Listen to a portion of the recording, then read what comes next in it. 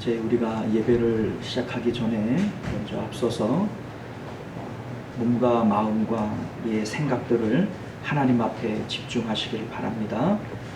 하나님 앞에 드려지는 우리의 예배가 하나님을 기쁘시게 할 수 있는 그러한 복된 예배 되기 위해서 우리의 한 주간의 삶을 기억하시며 우리가 정리할 것들은 정리하고 또 하나님 앞에 회개할 것들은 회개하며 하나님 앞에 우리의 생각을 집중하시길 바랍니다.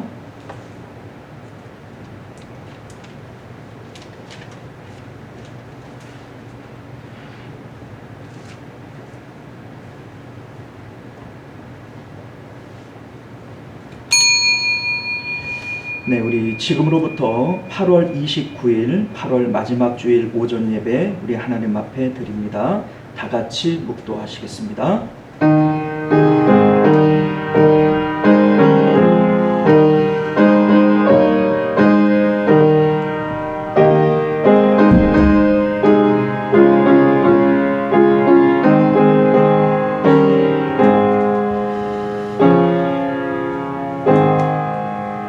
주여, 우리의 눈이 여호와 우리 하나님을 바라보며 우리에게 은혜 베풀어 주시기를 기다리나이다. 상전의 손을 바라보는 종들의 눈같이, 여주인의 손을 바라보는 여종들의 눈같이 우리들의 눈이 여호와 우리 하나님을 바라보며 우리에게 은혜 베풀어 주시기를 기다리나이다. 아멘. 존귀하시고 은혜로우신 우리 주 하나님, 오늘도 우리 주님 사모하는 마음으로 주께로 달려나왔습니다. 우리 하나님, 우리를 긍휼히 여겨 주옵시고 하늘의 은혜와 또 하나님의 은혜와 복들로 우리의 심령을 가득 채워 주옵소서. 하나님께는 영화로운 예배가 되게 하시고 우리에게는 복된 예배가 되도록 주의 성령께서 친히 역사하여 주시옵소서. 거룩하신 우리 주 예수님 이름으로 간절히 기도드리옵나이다. 아멘. 네, 우리 다 같이 찬송가 9장 함께 찬양합니다.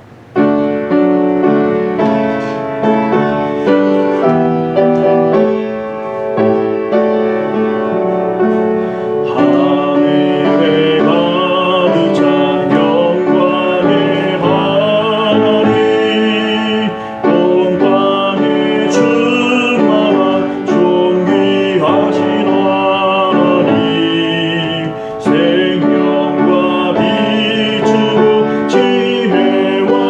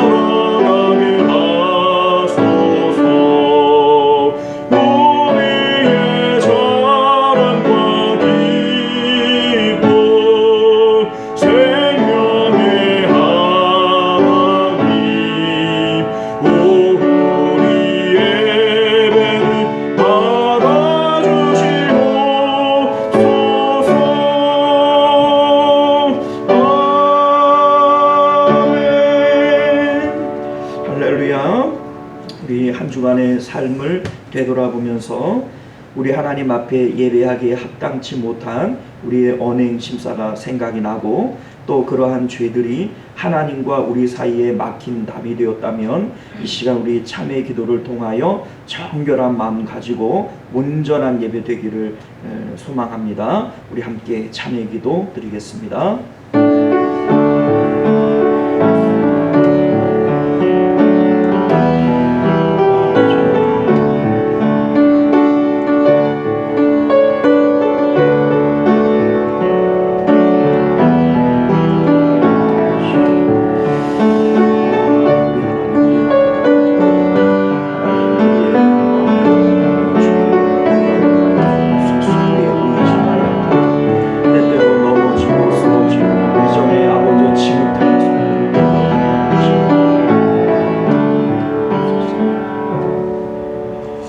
모든 사람이 죄를 범하였음에 하나님의 영광에 이르지 못하더니 그리스도 예수 안에 있는 속량으로 말미암아 하나님의 은혜로 값없이 의롭다 하심을 얻은 자 되었느니라. 아멘. 네, 시간 우리 교독문 29번 시편 65편 말씀 우리 함께 교독하여 읽겠습니다. 하나님이여 찬송이 시온에서 주를 기다리오며 기도를 들으시는 주여 모든 육체가 주께 나오리이다.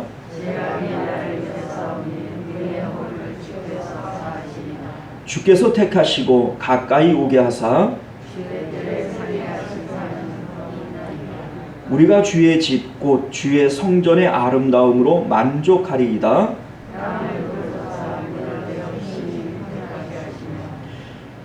하나님의 강에 물이 가득하게 하시고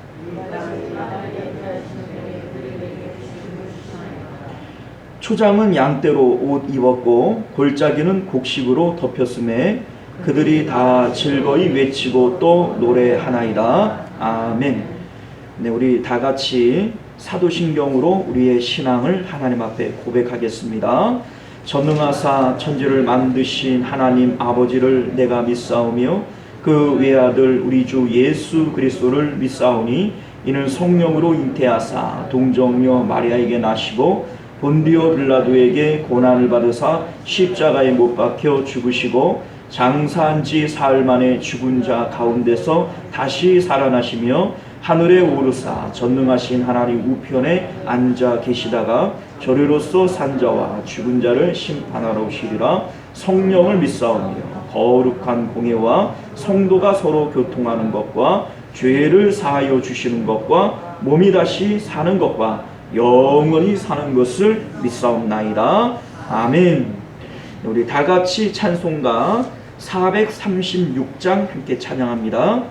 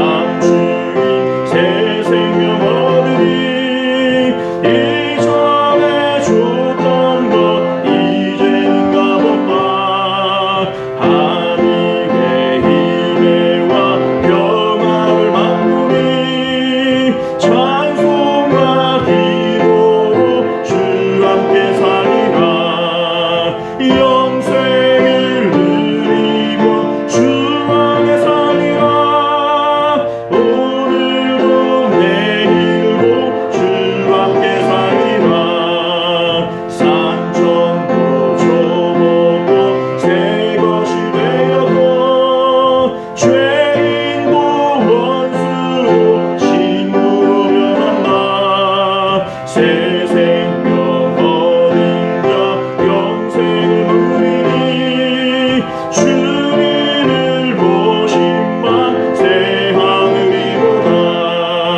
영생을 누리며 주 안에 살리라. 오늘도 내일도 주 함께 살리라. 주 따라가는 길 험하고 멀어도 찬송을 부르며 뒤따라가리라. 나 주를 모시고 영원히 살리라. 날마다 섬기며 주 함께 살리라. 영생을 누리며 주 안에 살리라. 오늘도 내일도 주 함께 살리라. 할렐루야. 네, 이 시간은 우리를 대표해서 변영국 장로님 기도하시겠습니다.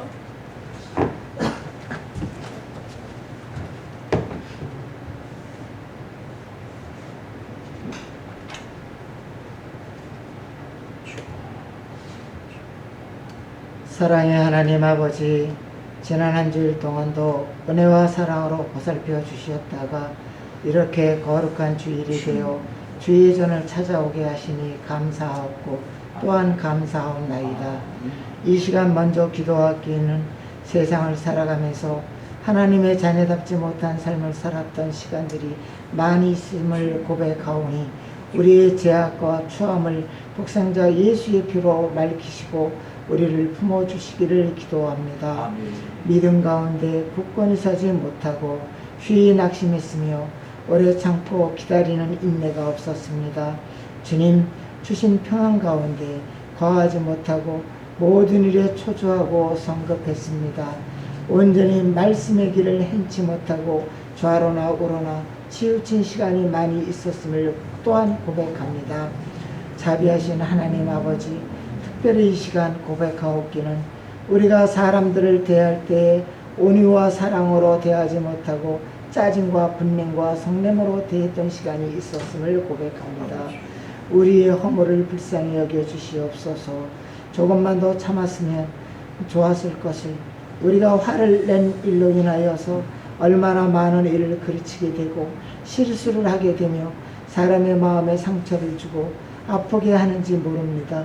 조금만 더 참고 조금만 더 온유한 마음으로 모든 이들을 대할 수 있도록 역사하여 주시옵소서. 너는 밤 초경에 일어나 부를지어다. 내 마음을 주의 얼굴 앞에 물 쏟듯 할지어다. 주님께 우리 마음을 쏟아내며 주님은 우리의 상한 마음을 어루만지심을 믿습니다. 성령의 손길이 부드러운 터치로 우리의 상한 심령을 치유하여 주실 줄을 믿습니다. 하나님, 우리가 모인 곳이 곧 교회요 성전입니다. 주님, 너희가 모인 곳에 내가 함께 하신다 하시었습니다.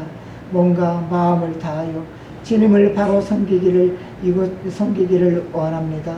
주님, 오늘 말씀을 주시는 목사님 가정과 목사님이 하고자 하는 사역 잘 감당하게 하여 주시고 아멘. 뜻하는 모든 일이 다 이루어지기를 간절히 기도합니다. 주님, 우리 성도님들 가정 위에 항상 같이 거하여 주시고 기도하는 기도 다 들어응답하여 주실 줄 믿습니다. 아버지 하나님, 코로나라는 아주 악한 독감이 지금 유행하고 있습니다. 이때에 우리가 서로 조심하고 건강관리 잘하여서 아버지 하나님께 영광 돌릴 수 있도록 주님 붙잡아 주시옵소서. 이 모든 말씀을 우리 주 예수님 이름 받들어 감사하며 간절히 기도드립니다. 아멘.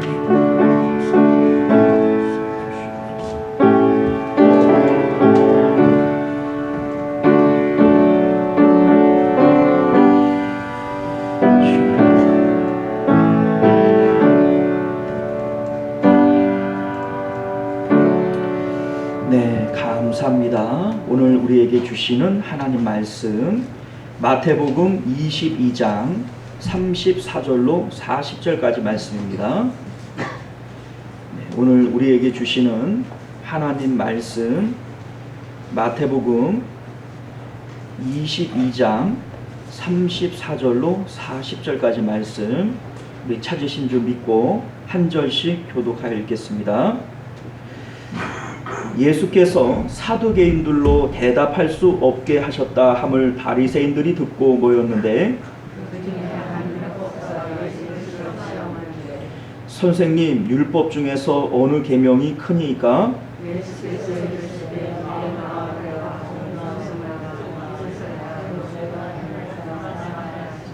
이것이 크고 첫째 되는 계명이요.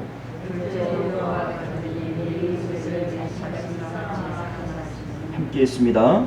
이 두 계명이 온 율법과 선지자의 강령이니라. 아멘. 함께 기도합니다. 은혜로우시고 자비로우신 우리 주 하나님, 이제 하나님의 말씀을 받을 시간입니다. 존귀하신 하나님의 말씀, 능력의 말씀, 우리가 하나님을 대하듯이 말씀을 대하게 하시고, 이 말씀을 통하여 하나님의 임재를 경험하는 저희들 되도록 은혜 베풀어 주옵소서. 거룩하신 우리 주 예수님 이름으로 간절히 기도드리옵나이다. 아멘. 네, 사랑하는 성도 여러분, 반갑습니다. 오늘도 복된 주일을 맞아 여러분들과 함께 예배드리며 하나님의 복된 말씀 나눌 수 있게 되어 참으로 기쁘고 감사드립니다. 오늘 우리는 함께 읽은 본문의 말씀을 중심으로 내 삶은 하나님 사랑의 통로라고 하는 제목으로 하나님 말씀 함께 나누도록 합니다. 내 삶은 하나님 사랑의 통로라고 하는 제목이에요. 마태복음은 천국을 주제로 계속해서 말씀을 이어가고 있습니다. 앞서 납세 논쟁이나 부활 논쟁에서는 누가 천국에 들어갈 수 있는가, 어떤 사람이 천국에 합당한 사람인가 라고 하는 주제로 말씀을 하신 것이라면, 오늘 우리가 함께 읽은 이 본문의 말씀은 천국 백성의 이 땅에서의 삶은 어떤 형태로 나타날 수 있느냐 라고 하는 이러한 내용의 말씀이 되어질 겁니다. 십자가를 통해서 하나님을 만나고 경험한 사람들의 삶은 하나님의 사랑의 통로로서의 삶을 살게 될 것이다 라고 하는 것이 오늘 말씀의 주제가 되어지는 것이죠. 자, 오늘 말씀도 바리새인 중 한 율법사가 예수님께 심오한 질문을 하나 함으로써 시작이 되어져요. 34절과 35절 말씀 우리 함께 읽어봅니다. 예수께서 사두개인들로 대답할 수 없게 하셨다 함을 바리새인들이 듣고 모였는데, 그 중에 한 율법사가 예수를 시험하여 묻되. 자, 앞서 사두개인들과 부활 논쟁을 했는데, 이 부활 논쟁에서 콧대 높은 사두개인들이 한마디도 예수님께 대답지 못하겠다라고 하는 이러한 내용을 바리새인들이 전해 듣게 되어지죠. 그리고 그 바리새인들이 다시 모여서 예수님께로 왔는데, 그 바리새인들 중에 율법사인 한 사람이 예수님께 질문을 했다라는 겁니다. 자, 그러니까 여기에 나오는 이 율법사는 먼저는 바리새인이 되어지고 바리새인 중에 한 율법사다, 이런 얘기가 되죠. 자, 뭐라고 질문을 합니까? 자, 우리 먼저 말씀을 보면요, 이 바리새인 중에 한 율법사가 질문을 하는데, 이 질문의 내용이 질문의 의도를 정확하게는 우리가 알 수 없어요. 단지 성경은 시험하기 위해서라고 밝히고 있죠. 자, 시험하여 묻되 35절을 보면 그 중에 한 율법사가 예수를 시험하여 묻되 라고 되어져 있어요. 네, 추측건데 이번에는 예수님을 함정에 빠뜨리기 위한 그러한 시험은 아니었던 것 같아요. 자, 왜냐하면 예수님께서는 다른 논쟁 때와는 다르게 이 질문을 하는 율법사에 대해서 별다른 적대감이나 경계심을 보이고 있지는 않습니다. 오히려 예수님은 이 질문을 신앙적인 유익을 가르치는 목적으로 승화시켜서 말씀을 하고 있죠. 이 질문의 내용은 이렇습니다. 36절을 보면 선생님, 율법 중에서 어느 계명이 크니까? 라고 질문을 해요. 자, 율법사가 이렇게 질문하는 의도를 성경은 시험하기 위해서라고 얘기를 했지만, 이 시험이라고 하는 것은 예수님을 함정에 빠뜨리기 위한 시험이라고 보기는 어렵고, 아마도 율법사는 율법에 상당한 지식을 가지고 있었기 때문에 예수님께 예수님께서 얼만큼의 율법적 지식을 갖고 있는지, 그 율법에 얼만큼 조예가 깊은지를 시험하고, 또 자신의 논리를 통해서 예수님과 논쟁함으로써 자신이 인정받고 싶은 이러한 마음을 가지고 있었다, 이렇게 보여지는 거예요. 자, 지금 율법사가 예수님께 율법 중 가장 큰 계명이 무엇이냐, 이렇게 묻고 있는데, 사실 이 질문은요, 당시 바리새인들 중에 이미 큰 논쟁거리가 되고 당시 큰 관심을 불러일으키고 있었던 그런 질문 중에 하나입니다. 자, 왜냐하면 여러분들이 아시다시피 바리새인들은요, 율법을 613가지나 되어지는 세부 항목으로 나누고 그것을 지키기를 힘썼습니다. 이 613가지의 항목들은 무엇을 하지 말라라고 하는 이러한 조항들이 365개가 되어지고, 무엇을 하라라고 하는 내용은 248가지가 되어져요. 자, 여러분들 이게 얼마큼 많은 숫자인 줄 아시겠어요? 자, 여러분들 중에 10계명 못 외우시는 분들도 있어요. 그렇죠? 그런데 율법을 613가지로 나누고, 이것 중에서 뭐뭐 하라는 것이 365개, 하지 말라는 것이 365개, 뭐뭐 하라고 하는 것이 248개. 이거 아무리 바리새인들이라고 할지라도 이거 다 기억하고 지키기 쉽겠습니까? 자, 어렵죠? 그래서 당시 바리새인들 중에서는 다시 이 율법을 가장 중요한 하나로 통합하고 단순화시키기 위해서 서로들 간에 무엇이 가장 큰 계명이냐라고 하는 것으로 논쟁을 해오고 있었던 거예요. 자, 그러니까 여기에 나오는 이 율법사는 이미 다른 바리새인들과의 논쟁을 통해서 자신의 어떤 논리나 그런 입장들을 곤고히 하고 있었고, 그래서 예수님에게 이 질문을 하면서 예수님과 논쟁을 할 때 상당한 자신감을 갖고 있는 거죠. 그래서 예수님에게 시험하기 위해서 질문을 했다라고 얘기를 하지만, 이 질문은 예수님을 함정에 빠뜨리기 위한 것이 아니라 자신의 어떤 율법적 그 조회를 예수님에게 보이고 인정받고 또 함께 논의하기를 원하는 이러한 마음에서 질문을 한 것이죠. 자, 그래서 예수님께서도 별다른 적대감이나 또 경계심 없이 말씀을 하시는데, 예수님의 대답은 우리가 잘 아는 대로 하나님 사랑과 이웃 사랑이라고 하는 두 주제로 말씀을 하고 있습니다. 우리 37절에서 39절까지의 말씀, 우리 석절을 함께 읽어보도록 하겠습니다. 시작. 예수께서 이르시되 내 마음을 다하고 목숨을 다하고 뜻을 다하여 주 너의 하나님을 사랑하라 하셨으니 이것이 크고 첫째 되는 계명이요 둘째도 그와 같으니 내 이웃을 내 자신과 같이 사랑하라 하셨으니. 자, 바로 하나님 사랑과 이웃 사랑을 말씀하시며 이것이 1계명이고 이것이 2계명이다 라고 말씀하고 계시는 것인데, 다시 말해서 모든 율법과 선지자들이 얘기를 했던 너희들이 613가지로 만든 율법의 모든 조항들이 바로 이 1계명과 2계명 안에 다 들어있는 것이다 라고 예수님께서 말씀하고 계신 것입니다. 자, 그런데 오늘 이 말씀을 우리가 그냥 듣기에는 상당히 은혜스러운 말씀인데요, 그런데 잘 따지고 보면 참 의문투성이의 내용들이 너무나도 많이 있습니다.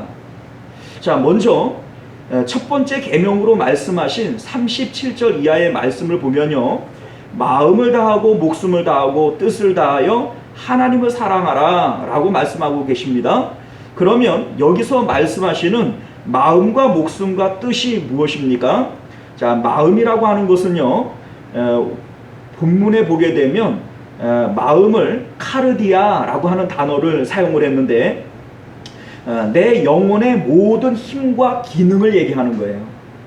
영혼의 모든 힘과 기능, 이게 바로 마음이라는 것이고, 목숨이라고 나온 이 단어는 푸시케라고 하는 헬라어 단어인데, 우리의 정신세계 안에 있는 모든 인격을 얘기합니다. 그러니까 우리가 소위 그 사람이다 라고 얘기하는 그 사람 내면의 인격, 이것이 바로 목숨이라고 하는 거예요. 그리고 뜻이라고 하는 것은요, 디아노이아라고 하는 단어인데 사람의 생각, 이해력, 그 사람의 정신 뭐 이러한 것을 의미하는 것이 뜻이라고 하는 단어라는 거예요. 자, 정리하자면 이 말은 하나님을 영혼의 모든 힘을 다하여 사랑하고 내 삶의 이유가 되게 하며 모든 생각의 내용이 되게 해야 된다, 이런 의미가 되어져요. 자, 그런데 사실 이게 가능할까요? 아니, 예수님께서 말씀하시는데 그걸 가능하냐 이렇게 물으면 어떡하냐 이런 눈빛인 것 같은데, 자, 육신을 가지고 살아가는 사람들이 앉으나 서나 주님 생각만 하고 삶의 이유 목적이 하나님으로 삼으며 영혼의 모든 에너지를 그분에게만 집중하여 드려야 된다, 지금 이 얘기거든요. 말은 좋은데 이게 되겠어요? 자, 솔직히 예수님께서 우리에게 너무 불가능한 일을 주문하시는 것은 아닌가, 이런 생각이 들게 되는 거죠. 자, 그런데 또 이어지는 두 번째 계명은 우리에게 더 무리한 요구를 하시는 것처럼 보여집니다. 자, 39절을 보면요, 둘째도 그와 같으니 내 이웃을 내 자신과 같이 사랑하라 하셨으니. 자, 여기 이제 단순하게 들으면 내 이웃을 내 자신같이 사랑하라, 뭐 이런 말씀이구나, 뭐 이렇게 받아들일 수 있습니다만, 자, 먼저 우리가 여기에 나오는 이웃의 범주는 어디인가, 여기서 말하는 이웃은 누구인가, 우리가 생각을 해보면요, 자, 이 이웃이 이웃사촌 얘기하는 걸까요? 내가 얼굴 알고 지내는 그 사람들 얘기하는 걸까요? 아니에요. 자, 여기서 나오는 이 이웃은 이 세상에 살고 있는 모든 사람들 중에 나 빼놓고 모든 사람이 다 이웃이에요. 그러니까 내 부모님, 내 남편, 아내, 뭐 혹은 내 자녀들, 그리고 우리나라에 살고 있는 모든 국민들, 더 나아가서는 다른 나라에 살고 있는 얼굴도 한번 보지 못한 모든 사람들, 다 이웃이에요. 자, 그런데 그러한 이웃들을 너 자신과 같이 사랑해라, 지금 이런 말씀 아니겠어요? 자, 그런데 이 39절은 정말로 논리적으로 오류가 너무나 많습니다. 논리적인 오류가 있어요. 자, 왜냐하면 첫 번째 이유는요, 둘째도 그와 같으니, 이렇게 얘기를 했단 말이죠. 둘째도 그와 같으니. 자, 그와 같다라고 하는 말의 의미가 뭐겠어요? 앞에서 가장 크고 첫째 되는 계명을 얘기를 했는데, 두 번째 계명도 그와 같이 중요하고 그와 같은 크기의 비중으로 말씀하고 있다, 이런 얘기가 되는 거예요. 자, 그러면 첫 번째 계명에서 마음과 목숨과 뜻을 다하여 하나님을 사랑하는데 모든 힘을 쏟아라, 지금 이렇게 얘기했잖아요. 근데 사실 우리가 이 말씀을 들으면서 아니, 그게 가능하겠느냐 라고 하는 의구심이 들 만큼 하나님께서 우리에게 요구하시는 것은 우리 안에 있는 모든 힘과 능력들을 다 쏟아서 하나님 사랑하라, 이 말씀하신 거예요. 그런데 둘째도 그와 같다, 다시 말해서 그것과 같은 크기와 비중으로 내 이웃을 사랑하라, 이게 논리적으로 말이 됩니까? 만약에 내가 하나님을 모든 힘을 다해서 사랑을 했음에도 불구하고 힘이 남아서 다른 이웃들도 그와 같은 힘으로 사랑을 한다면 사실 첫 번째 계명을 어긴 거죠. 그렇지 않아요? 아니, 하나님 앞에 모든 힘을 쏟았는데 남아있을 힘이 어디 있어요? 그리고 그 남아있는 힘으로 또 똑같은 그런 비중으로 이웃을 또 사랑하라는 게, 이게 논리적으로 말이 되나요? 논리적으로 말이 안 되는 거예요, 이게. 둘째도 이제 두 번째 이유들도요, 이웃을 내 자신과 같이 사랑하라, 이렇게 말씀을 하셨는데, 이 말씀도 사실 논리적으로 말이 안 됩니다. 왜냐하면 우리는 내가 나를 사랑할 때 내가 사랑하는 가치 기준을 따라서 나를 사랑합니다. 예를 들자면 내가 생각할 때 최고로 좋은 거, 최고의 가치 기준이 돈이라고 생각을 한다면 나는 나를 어떻게 사랑하냐면 나를 부자로 만들어 주고 싶어요. 그렇죠? 그래서 내가 생각하는 그 가치 기준에서 나를 부자로 만들기 위해서 애쓰고 힘쓰고 살아가는 거예요. 자, 내가 생각하는 가치 기준에서 나는 이 나라의 대통령 되는 게 최고의 가치라고 생각해요. 그러면 이 사람은 자기 자신을 위해서 어떻게 자기 사랑을 드러내죠? 자신을 대통령 만들어 주려고 그러는 거예요. 열심히 그 일을 위해서 애쓰고 힘쓰고 살아가는 거죠. 하다못해 우리 아이들, 학생들도 자기가 생각할 때 최고의 가치는 내가 공부 열심히 해서 1등 되는 거다, 이렇게 생각을 하면 자기 자신을 사랑하는 방법이 어떻게 나타나요? 열심히 공부해서 나를 1등 만들어줘야지, 이렇게 나타나는 거예요. 그렇죠?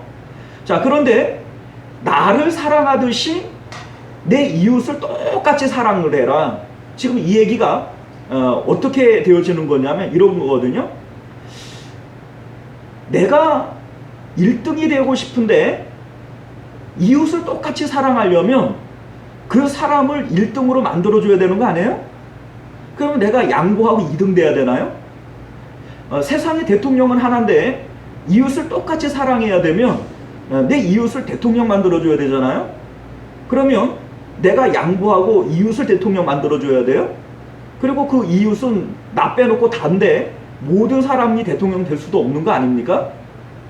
자, 그러니까 오늘 여기에 나오는 이 말씀들은 상당한 이 논리적인 오류들을 가지고 있다, 이런 것을 우리가 생각해 볼 수 있는 거죠. 자, 우리 목사님 왜 자꾸 말씀에다가 토를 달고 흠집을 잡고 그러나. 자, 그런데 여러분들, 이러한 논리적 오류에 빠지는 이유는 하나님의 말씀을 우리가 일반적인 상식으로 바라보기 때문에 그래요. 이해가십니까? 우리가 지금 말씀을 가만히 뜯어보니까 제 얘기가 상당히 억측 같지만 논리적으로 전혀 틀린 얘기가 아니거든요. 그런데 이러한 논리적 오류에 빠지는 이유가 어디 있냐면, 우리가 이 말씀을 우리의 일반적인 상식으로 바라보면 이러한 여러 가지 오류들이 나타난다라고 하는 거예요. 그러면 뭐 사실 그렇잖아요. 이 세상이라고 하는 것이 제로섬의 법칙이에요. 이 세상의 자원은 한정되어져 있기 때문에 내가 대통령이 되면 다른 사람이 대통령이 되지 못하고, 내가 1등이 되어지면 다른 사람이 1등 되어지지 못하고요. 내가 부자가 되어지는 만큼 누군가는 가난해져야 되기 때문인 거죠. 자, 이게 세상의 논리 아닙니까? 그러나 지금 예수님께서 말씀하시는 것은 천국 백성들에게 하나님 관점에서 지금 말씀하고 있는 거예요. 오늘 이 말씀을 따로 떼어서 세상적 상식의 수준에서 생각을 해보면 우리가 앞에서 살펴본 대로 논리적 오류투성이에요. 뭐 이런 말도 안 되는 얘기를 하시나, 이게 무슨 논리적으로 말이 돼? 라고 하는 생각이 들게 되는 거죠. 그러나 우리가 앞에서 다루었던 뭐 부활 논쟁이나 납세 논쟁이나 예수님께서 이미 하셨던 말씀을 배경으로 오늘 이 말씀을 우리가 바라보면 예수님께서 이렇게 말씀하실 수밖에 없는 당연한 말씀이고 지당한 말씀이 되어지는 겁니다. 자, 왜냐하면요, 우리가 앞서 배운 납세 논쟁이나 부활 논쟁에서 천국 백성의 마음의 상태는 어떠한 것인지에 대해서 말씀하고 있지 않습니까? 먼저 납세 논쟁을 통해서 보여주신 천국 백성의 마음의 상태는 어떤 것이에요? 나는 하나님의 것이라고 하는 인침이 그 마음에 확실히 새겨진 사람, 이것이 바로 천국 백성이에요. 나는 하나님의 것인가 가이사의 것인가, 나는 하나님의 것이다 라고 하는 그 인침, 불도장이 내 마음 가운데 강하게 새겨진 사람, 이것이 바로 하나님께 합당한 사람이고 하나님의 것이고 천국 백성이라는 겁니다. 또 이어지는 부활 논쟁에서 천국 백성의 마음의 상태는요, 세상에 대해서는 죽고 하나님께 대하여서는 산 자의 상태인 거예요. 하나님은 죽은 자의 하나님이 아니라 산 자의 하나님이시다, 이렇게 말씀하셨는데, 이삭의 아버지로서의 아브라함은 죽었죠. 사라의 남편으로서의 아브라함도 죽었어요. 롯의 삼촌으로서의 아브라함은 죽지요. 그러나 하나님과 관계하는 마음으로서의, 우리가 앞에서 얘기했던 카르디아의 마음, 이것은 죽는 것이 아니고, 우리가 얘기하는 목숨, 이 푸시케라고 하는 이 목숨은 죽는 게 아닙니다. 그러니까 하나님과 관계되어지는 나의 인격은 여전히 살아있는 거예요. 그래서 예수님께서도 살리는 것은 영이니 육은 무익하니라, 이렇게 말씀하시는 것이고, 우리의 믿음이라고 하는 것은 뭐예요? 우리의 믿음은 어차피 우리의 육체는 죽어요. 그러니까 우리가 어차피 죽을 우리 육체에 대해서 믿음으로 조금 앞당겨서 나는 십자가에서 죽었습니다 라고 고백을 하는 것이, 이것이 바로 믿음이라는 거죠. 그래서 나는 세상에 대해서 죽고 하나님께 대하여만 산 자입니다 라고 고백하는 이것이 부활 논쟁에서 우리에게 말씀하고 있는 천국 백성의 마음의 상태다 라고 하는 것을 우리가 알게 된다는 겁니다. 자, 그러면 앞서 배운 이 내용들을 종합해 볼 때 천국에 합당한 사람들의 마음의 상태는 어떤 것이에요? 나는 이 세상에 대해서는 죽은 자입니다. 그리고 내 마음은 하나님의 것으로 하나님께 바쳐졌습니다. 이것이 앞서 나온 말씀의 내용이 되는 거죠. 그러면 세상에 대하여 죽고 하나님의 것으로 바쳐진 사람의 삶은 어떻게 나타나야 되느냐, 이것이 바로 오늘 말씀의 주제가 되어지는 거예요. 자, 어떻게 나타나겠어요? 첫 번째는 마음과 목숨과 뜻을 다하여 하나님만을 믿고 바라고 사랑하게 되어져 있습니다. 왜냐하면 우리의 마음은요, 텅텅 비어있는 상태거든요.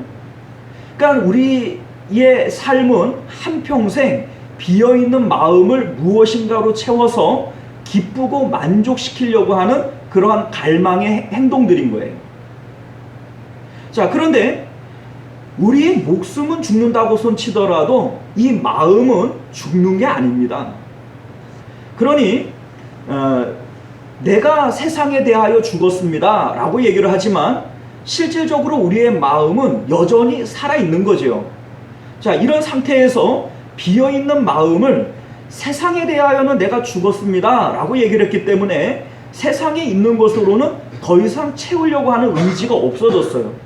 그러면 이 비어있는 마음을 우리는 무엇으로 채우려고 할까요? 하늘에 계신 하나님, 하늘에 있는 것들로 채우려고 갈망하게 될 겁니다. 자, 그 갈망은 하나님을 마음을 다하고 목숨을 다하고 뜻을 다하여 그 하나님을 추구하는 것으로 나타날 수밖에 없는 거예요. 그러니까 앞서 배웠던 이 말씀을 종합해서 볼 때 예수님께서 말씀하신 이 내용은 지극히 당연한 말씀일 수밖에 없는 것이죠. 자, 둘째, 이렇게 우리의 마음이 하나님을 사모하며 하늘로 올라가게 되어지면 우리 마음은 하늘의 기쁨을 누리게 되고 하나님과 평강을 누리게 될 거예요. 그러나 여전히 죽었다고 고백은 하지만 남아있는 이 육체에 대하여는 어떤 일들이 벌어질까요? 우리 하나님께서 우리 마음에 들어오시게 되어져요. 내 마음이 하늘로 올라가면 내 마음은 지금 비어있는 상태가 되어질 것이고 그 비어있는 마음 가운데 하나님께서 우리 안으로 들어오시는 거예요. 이것을 예수님께서는 너희가 내 안에 내가 너희 안에 라고 하는 이 연합으로 말씀을 하신 것입니다. 자, 이렇게 하나님께서 내 안으로 들어오셔서 내 마음을 채워주시게 될 때 이때의 상태를 사도 바울이 이렇게 고백을 하는 거예요. 우리가 잘 알고 있는 말씀이고 여러 번 말씀드린 말씀이지만 갈라디아서 2장 20절을 보면 내가 그리스도와 함께 십자가에 못 박혔나니 그런즉 이제는 내가 사는 것이 아니요. 자, 무슨 얘기입니까? 나는 세상에 대하여 죽고 내 마음은 하나님께로 올라갔습니다 라고 하는 의미가 되어지죠. 오직 내 안에 그리스도께서 사시는 것이라. 자, 내 마음은 하나님께로 올라갔기 때문에 비어있는 그 마음 가운데 누가 들어와 사세요? 예수 그리스도께서 들어와 사신다라고 하는 거예요. 이제 내가 육체 가운데 사는 것은 나를 사랑하사 나를 위하여 자기 자신을 버리신 하나님의 아들을 믿는 믿음 안에서 사는 것이라. 자, 무슨 얘기예요? 이제 내 삶은요, 하나님께서 내 안에 들어오셔서 마치 내 육체를 장갑처럼 이렇게 끼시고 하나님의 사역, 하나님의 일을 하나님의 뜻대로 행하시게 될 것이다 라고 하는 것을 말씀하고 있는 것입니다. 자, 이렇게 될 때 우리의 삶 가운데에는 어떤 일들이 벌어질까요? 내 안에 계신 하나님께서 내 육체로 만나는 모든 사람들에게 하나님의 뜻과 하나님의 생각이 나를 통하여 드러나게 하시는 거예요. 자, 그런데 내 이웃을 향한 하나님의 뜻과 생각은 뭐예요? 하나님이 세상을 이처럼 사랑하사. 하나님은 이 세상에 살고 있는 모든 사람을 사랑하시죠. 그 사랑이 내 안에 들어오신 하나님께서 나의 육체를 통하여 드러내시는 거예요.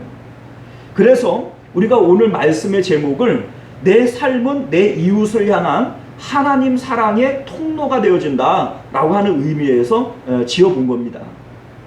자, 그러므로 내가 하나님을 마음과 목숨과 뜻을 다하여 사랑하는 것만큼 우리는 그만큼 내 이웃을 사랑할 수밖에 없는 거예요.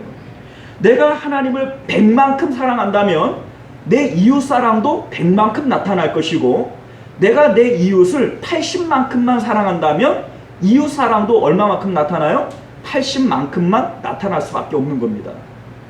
자, 그러니까 앞서 예수님께서 마음과 목숨과 힘을 다하여서 하나님을 사랑하라, 그만큼을 다 사랑했는데 이웃을 어떻게 또 그와 같이 사랑하느냐? 세상의 논리로는 설명이 안 되죠.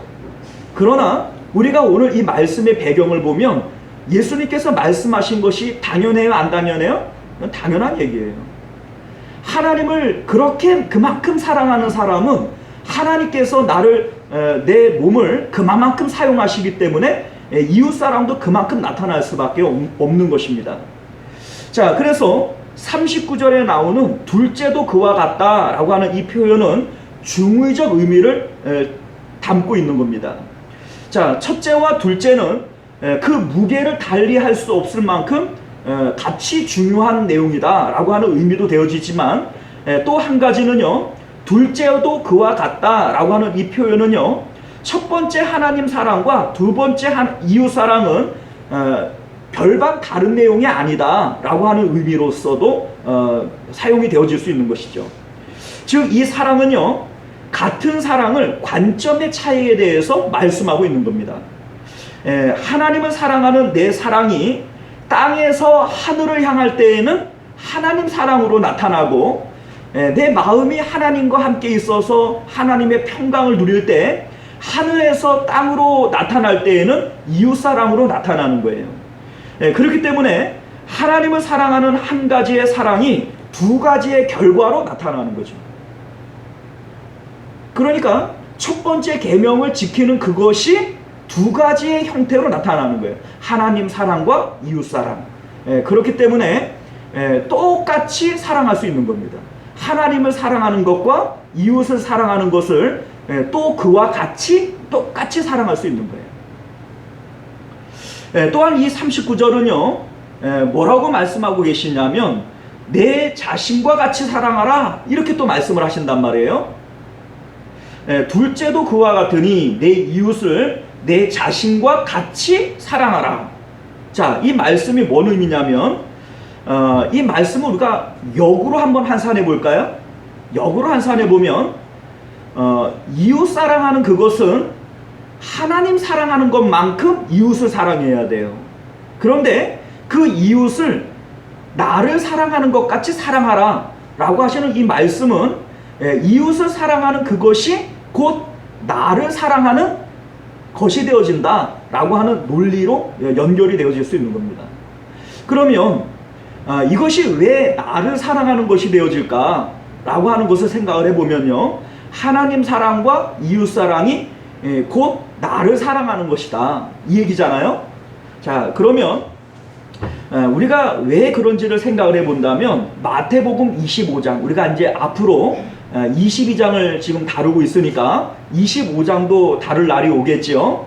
그러나 우리가 먼저 앞서 생각을 해본다면 예수님께서 부활 때의 심판의 모습을 말씀하시며 25장을 우리에게 주신 것인데, 25장 31절 이하를 보면 이렇게 되어져 있어요. 인자가 자기 영광으로 모든 천사와 함께 올 때 자기 영광의 보좌에 앉으리니 모든 민족을 그 앞에 모으고 각각 구분하기를 목자가 양과 염소를 구분하는 것 같이 하여 양은 그 오른편에 염소는 왼편에 두리라. 자, 지금 이것은요, 마지막 재림 때의 심판의 모습을 말씀하고 있는 겁니다. 자, 그런데 여기에 나오는 이 양과 염소는 불신자들을 포함하고 있는 게 아니에요, 여러분들. 우리가 그렇게 오해하기 쉬운데 이것은 성도들 안에서 얘기를 하는 겁니다. 자, 왜냐하면 예수님께서 이 말씀을 주실 때 이 말씀은 이스라엘 백성들, 선민들에게 주신 말씀이고 특별히 예수님께서 제자들에게 하신 말씀이에요. 그러니까 이거는 불신자들에게 한 얘기가 아닙니다. 그런데 예수님께서 뭐라고 말씀하시냐면 34절 이하의 말씀을 보면요, 그때의 임금이 오른쪽에 있는 자들에게 이르시되 내 아버지께 복을 받을 자들이여 나와 창세로부터 너희를 위하여 예비된 나라를 상속받으라. 내가 줄일 때에 너희가 먹을 것을 주었고 목마를 때에 마시게 하였고 나그네 되었을 때에 영접하였고 헐벗었을 때에 옷을 입혔고 병들었을 때에 돌아보았고 옥에 갇혔을 때에 와 보았느니라 라고 말씀하세요. 그러니까 소위 지금 여기서 말하고 있는 것이 이웃사랑이죠. 자, 그런데 이때에 이 의인들이 하는 말이 뭐냐면 우리가 언제 그랬습니까? 우리가 언제 주님 앞에 그렇게 했습니까? 우리는 주님한테 그렇게 한 적 없습니다. 이런 얘기를 하죠. 예수님께서 뭐라고 말씀하세요? 40절을 보면 지극히 작은 자 하나에게 한 것이 곧 내게 한 것이다, 이런 얘기를 하세요. 자, 이 말씀은 곧 우리가 지금 오늘 살펴본 이웃사랑이라고 하는 내용과 다른 내용이 아닙니다. 자, 또 예수님께서 41절의 말씀을 보게 되면 왼편에 있는 자들에게 저주를 받은 자들아 나를 떠나 마귀와 그 사자들을 위하여 예비된 영원한 불에 들어가라, 이렇게 얘기를 하세요. 자, 그러면서 앞에 나온 내용을 역으로 똑같이 말씀을 하시는데, 내가 줄일 때에 너희가 먹을 것을 주지 아니하였고 목마를 때에 마시게 하지 아니하였고 나그네 되었을 때에 영접하지 아니하였고 헐벗었을 때에 옷을 입히지 아니하였다, 이런 말씀을 하십니다. 이들 똑같이 얘기를 하죠. 우리가 언제 그랬습니까? 우리가 언제 그랬습니까? 내가 주님을 언제 박대했고 언제 주님을 모른 척 했습니까? 라고 묻는 거죠. 예수님께서 뭐라고 말씀하세요? 똑같이 지극히 작은 자 하나에게 하지 아니한 것이 곧 내게 하지 않은 것이다. 다시 말해서 내 이웃들에게 사랑을 베풀지 않은 그것이 하나님을 사랑하지 않은 것이다 라고 지금 말씀하고 있는 거예요. 그래서 그들은 영벌에, 의인들은 영생에 들어가게 되리라 라고 우리 46절에 마무리를 하고 있는 거죠. 자, 우리가 이 말씀을 자칫 잘못 읽으면 사람들에게 구제를 많이 하고 행위로서 좋은 일을 많이 해야 천국 들어가는구나, 이렇게 오해하기 쉬워요. 말씀 자체만 딱 떼어서 보면 딱 그 얘기잖아요. 이웃사랑 안 하고 좋은 일 선행을 베풀지 않았으니 너는 지옥 가고 선행 베푼 사람들은 천국 가고, 행위를 얘기하는 것처럼 보여져요. 그런데 여러분들, 우리는 천국에 무엇으로만 들어갑니까? 믿음으로만 들어가요. 그러면 지금 이 얘기는 행위를 얘기하는 것이 아니라 뭐에 대해서 얘기를 하는 거예요? 믿음에 대해서 얘기하는 거예요. 믿음에 대해서. 자, 무슨 얘기냐면 너희들이 정말로 하나님을 사랑한다면 그것이 똑같은 크기와 비중으로 이웃사랑으로 나타나야 되는 것이 아니냐. 그것이 부활 논쟁과 납세 논쟁을 통해서 하나님께 합당한, 천국에 합당한 사람들의 마음의 상태라고 너희들이 깨닫고 배웠다면 이 세상에 대해서는 이웃사랑으로 너희의 삶의 형태가 나타나야 되는 것이 당연한 일이 아니냐라고 지금 우리에게 말씀하고 있는 겁니다. 그러므로 이것이 결국은 하나님 사랑과 이웃 사랑이 자기 사랑으로 나타나는 거예요. 이것이 나를 천국 들어가게 하는, 내가 천국 백성인 증거가 되어지고 확증이 되어지는 겁니다. 결국은 이게 자기 사랑인 거죠. 지금 우리가 오늘 이 말씀이 바르게 해석되어진 것인가 라고 하는 것을 우리는 예수님을 통해서 검증받을 수 있어요. 만약에 우리가 지금 해석한 이 말씀이 예수님의 삶과 대입해 봤을 때 그렇지 않다면 오늘 말씀을 잘못 해석한 거예요. 그런데 예수님의 삶과 우리가 비교를 해봤을 때 딱 맞아 떨어진다면 이 말씀은 바르게 해석한 것이 되어지겠죠. 자, 보세요. 예수님의 삶은요, 이웃사랑을 위해서 헌신한 삶이 아닙니다. 예수님은요, 처음부터 끝까지 하나님 한 분만을 기쁘시게 하려고 했고 하나님만을 사랑하면서 이 땅에 살았어요. 예수님의 삶은 하나님과 연결되어진 삶을 살기 위한 발버둥이었습니다. 그런데 하나님을 사랑하는 그것이 이 땅 가운데에서는 이웃사랑으로 나타나는 거예요. 예수님의 십자가를 한번 생각을 해볼까요? 예수님께서는요, 십자가 지기 싫으셨어요. 할만하시거든 이 잠 내게서 옮겨달라고 3번씩이나 땀방울이 핏방울 되도록 기도하신 거 아닙니까? 그런데 누구를 사랑하기 때문에 이 십자가 지신 거예요? 하나님 사랑하기 때문에 십자가 지신 거예요. 그런데 이 십자가는 이웃을 향하여서는 이 세상 가운데서 가장 큰 사랑을 베푼 것이 되어졌고요. 예수님 자신을 향하여서는 가장 축복된 자기 사랑을 행한 것입니다. 왜냐하면 하나님께서 그 이름을 지극히 높여서 모든 이름 위에 뛰어난 이름이 되게 하셨고 하나님의 보좌 우편에 앉게 하셨어요. 자, 하나님을 사랑하는 그것이 지극히 큰 이웃사랑이 되어졌고 또 가장 큰 자기 사랑이 되어진 거예요. 맞아요? 틀려요? 그런 거예요. 이 말씀이 또 사도 바울에게도 똑같이 적용이 되어지지 않습니까? 사도 바울은요, 하나님께 받은 사명, 전도의 사명을 위해서 한평생 애쓰고 힘쓰고 살았던 사람이에요. 오직 하나님만을 위해서 사는 거죠. 그런데 그것이 이웃을 향한 가장 큰 사랑, 생명을 전해주는 전도의 사랑이 된 거죠. 그리고 이것은 하나님 앞에 의의 면류관을 받는 자기 사랑으로 연결되어지는 겁니다. 사랑하는 성도 여러분들, 오늘 이 말씀을 내 삶에 적용시켜 보시길 바라요. 내 믿음이 진짜 믿음이라면 오늘날 우리의 삶의 형태는 이웃사랑으로 나타나야 됩니다.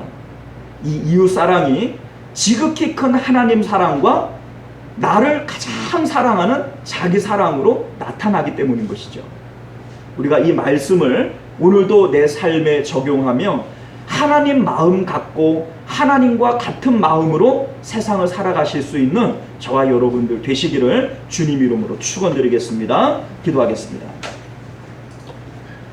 존귀하시고 은혜로우신 우리 주 하나님 감사합니다. 오늘도 우리에게 귀한 말씀을 통해서 천국 백성, 하나님을 소유한 하나님의 것으로 인쳐진 우리들의 삶이 세상 가운데에는 어떻게 나타나야 되는 것이 당연한 것인지 우리가 함께 생각해 보았습니다. 하나님 사랑은 이웃 사랑으로, 이웃 사랑은 나를 가장 사랑하는 자기 애로서 나타나는 것임을 우리는 말씀을 통해서 배웠습니다. 오늘도 우리는 세상의 육체적 가치를 가지고 자기 자신을 사랑하며 이웃을 학대하며 그렇게 살아가고 있다면 우리는 감히 하나님을 향하여 내가 주님을 사랑합니다 라고 고백할 자격 없는 자들입니다. 그것은 하나님 사랑의 방법이 아니고 그것은 자기를 사랑하는 방법이 아니기 때문인 것이죠. 우리 하나님, 우리로 하여금 하나님을 사랑하는 그 사랑으로 이웃을 사랑하게 하시고 또 나 자신을 사랑하는 이러한 모습으로 나타나는 저희들 되게 하여 주시옵소서. 거룩하신 우리 주 예수님 이름으로 간절히 기도드리옵나이다. 아멘. 네, 이 시간 우리 찬송가 211장 1절 찬양 드리시면서 드려진 예물 하나님 앞에 봉헌합니다.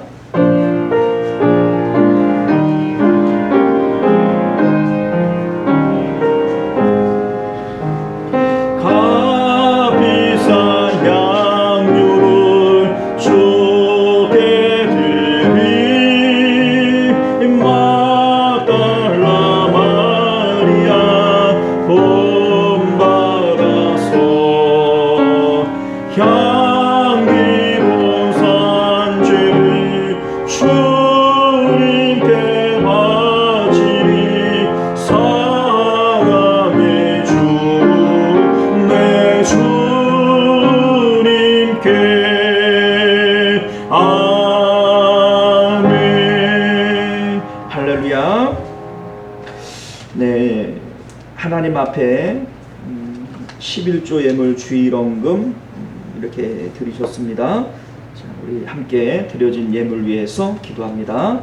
은혜로우시고 자비로우신 우리 주 하나님, 너희가 내 앞에 나올 때에 빈손으로 나오지 말라 라고 말씀하신 것은 하나님께서 없으셔서 빈궁해서 우리에게 물질 달라고 하심이 아닌 줄 믿습니다.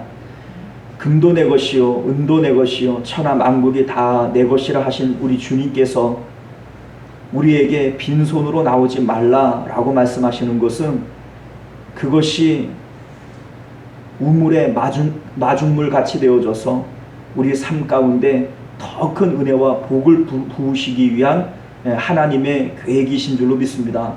우리 하나님, 주님 앞에 드릴 때 기쁜 마음으로 드리게 하시고 자원하는 마음으로 드리게 하시고 더 넉넉한 마음으로 드릴 수 있는 믿음을 허락하여 주옵소서. 그래서 하나님께서 약속하신 그 은혜와 복들을 우리 삶 가운데 많이 체험하고 간증할 수 있는 우리 성도님들 되도록 축복하여 주시옵소서. 거룩하신 우리 주 예수님 이름으로 간절히 기도드리옵나이다. 아멘. 자, 우리 주보를 참조하셔서 교회 소식 전해드리도록 하겠습니다. 자, 환절기에 건강에 주의하시고 말씀과 기도 생활에 더욱 힘쓰시기를 부탁드립니다. 예배 진행 사항들 우리가 알고 계시는 대로 9월 5일까지 수도권 거리두기 4단계가 연장됨에 따라 우리의 예배도 온라인 예배를 병행하는 것으로 진행이 되어집니다. 자, 그럼에도 불구하고 우리 교회는 주일 오전 9시, 11시 예배, 또 수요 예배, 금요 기도회, 새벽 기도회 이러한 모든 예배들을 정상적으로 운행하고 있으니 여러분들 참여하기를 원하시는 분들은 다 참여하실 수가 있겠습니다. 법적으로 몇 명 이하 이렇게 얘기를 하지만 많이 모이지를 않고 어차피 합법적이에요. 여러분들 오셔도 다 어차피 합법적으로 그 숫자만큼만 모이니까 여러분들 깨림직하게 생각하지 마시고 다 모이셔도 무방하겠습니다. 자, 내주 5일은요 우리 시원성교회 창립 5주년 기념 예배로 드리겠습니다. 우리 기도로 준비하시기를 바라겠고요. 자, 코로나 상황이지만 우리 구역과 전도회를 통해서 우리 성도의 교제를 충만히 나눠주시기를 부탁드립니다. 자, 우리 다음 주는요 우리 정재철 목사님을 모시고 말씀을 받습니다. 많은 참석 부탁드리겠고요. 주일 기도 순서 주보에 나와 있는 대로, 합심 기도 제목 주보에 나와 있는 대로, 성경 통독 달성자들 명단 주보를 참조해 주시기를 바라겠고요. 우리 환우들과 성도님들의 생업을 위해서 여러분들 기도하실 때마다 함께 기도해 주시기를 부탁드리겠고요. 또 여러분들 구체적으로 뭔가 기도의 요청들이 있으시면 저에게 말씀해 주시면 함께 힘껏 기도해 드리도록 그렇게 하겠습니다. 자, 우리 찬송가 우리 복음 성가 중에서인데요. 하나님 아버지의 마음이라고 하는 제목이에요. 우리 이제 그 철야 기도 때 하는 찬양집에 있는 찬양이지만 우리가 많이 불러보지를 않아서 혹시 모르시는 분들은 이제 배우는 마음으로 우리 함께 찬양해 보도록 하겠습니다.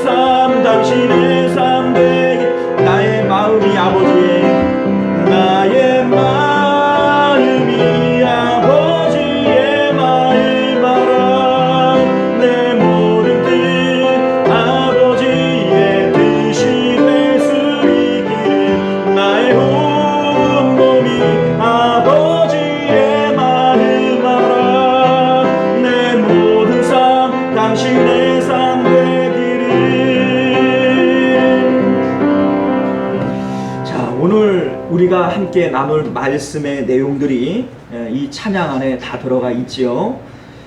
우리가 하나님을 정말로 사랑한다면 하나님께서 사랑하시는 그 사람들, 하나님의 마음과 눈이 머물러 있는 그곳에 우리의 마음도 우리의 눈도 그곳에 머물러 있어야 할 것입니다. 하나님 사랑은 이웃 사랑이고 또 그것이 지극히 자기 자신을 위한 자기 사랑이다 라고 하는 것을 우리는 깨닫게 되어집니다. 우리가 오늘 이 말씀을 기억하며 한번 자기 목소리로 기도하기를 원합니다. 하나님, 지금까지 나는 내 육체를 따라 판단하며 나 자신을 배부르게 하고 내 욕심을 채우는 것으로 자기 사랑을 행하고 살았습니다.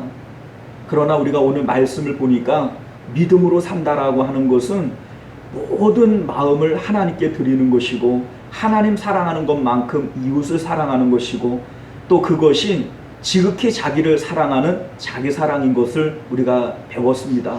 하나님, 이제 우리로 그러한 사랑하고 사는 저희들 되게 하여 주옵소서. 이러한 마음 가지고 우리 한번 기도합니다. 은혜로우시고 자비로우신 우리 주 하나님, 오늘 우리가 말씀을 통해서 우리의 삶을 되돌아볼 때 하나님, 우리는 정말 잘못 살았던 것을 생각해 봅니다. 나는 나를 사랑하기에 나의 욕심을 채워주며 그것이 나를 사랑하는 길이라고 그렇게 착각하며 살았습니다. 그것은 나를 죽이는 일이고, 그것은 나를 망치는 일이고, 그것은 내 삶에 아무런 유익이 없는 길인 것을 우리는 깨닫게 되어집니다. 하나님을 사랑하는 그것이 나의 생명이고, 하나님을 사랑하는 자들은 이웃사랑으로 나타나게 되어져 있고, 그 이웃사랑은 지극히 나를 사랑하는 일임을 우리는 말씀을 통해서 배우게 됩니다. 우리 하나님, 이제는 잘못된 자기 사랑의 방법들을 버리고 오직 하나님을 사랑하고 이웃을 사랑함으로 진정한 자기 사랑을 실천하고 살아갈 수 있는 저희들 될 수 있도록 은혜를 베풀어 주옵소서. 믿음으로 생각하고 믿음으로 판단하고 믿음으로 살아갈 수 있는 저희들 되게 하여 주셔서 하나님 만나는 그날에 아버지와 착하고 충성된 종이라 그렇게 아버지와 인정함을 받을 수 있는 저희들 되게 하여 주시옵소서. 은혜로우신 우리 주 하나님, 우리는 지금까지 나 자신을 위해서 내 욕심을 채워주며 나를 사랑하는 것이라 착각해 왔습니다. 그러나 그것은 나를 사랑하는 것이 아니라 나를 망치는 것이고, 나를 죽이는 것이고, 나를 지옥으로 파멸로 몰아넣는 일인 것을 우리는 이제 깨닫게 되어집니다. 우리 마음 가운데 하나님이 계시게 하는 것, 이것이 영생입니다. 무릇 모든 지킬 만한 것 중에 마음을 지켜야 하는 것은 우리 마음에 하나님 계시기 때문입니다. 우리 하나님, 우리 안에 하나님이 계시다면 그 하나님은 세상을 사랑하는 그것으로 이웃사랑으로 나타나게 되어집니다. 하나님, 이것이 진정한 자기 사랑인 것을 우리는 깨닫게 되어지죠. 우리 하나님, 이제 잘못된 자기 사랑을 버리고 하나님 사랑, 이웃 사랑을 통하여 진정한 자기 사랑을 실천하며 살아갈 수 있는 저희들 되도록 은혜 베풀어 주시옵소서. 지금은 우리 주 예수 그리스도의 은혜와 그 외아들을 주시기까지 극진히 우리를 사랑하시는 하나님 아버지의 사랑하심과 내주하시고 교통하시는 성령 하나님의 인도 보호하심이 오늘도 말씀을 따라 하나님을 사랑하며 이웃을 사랑함으로 진정한 자기 사랑을 실천하는 우리 모든 성도님들과 그들의 가정과 자녀들과 또 우리 시원성교회와 만국교회 가운데 지금으로부터 영원토록 함께 있을지어다. 아멘.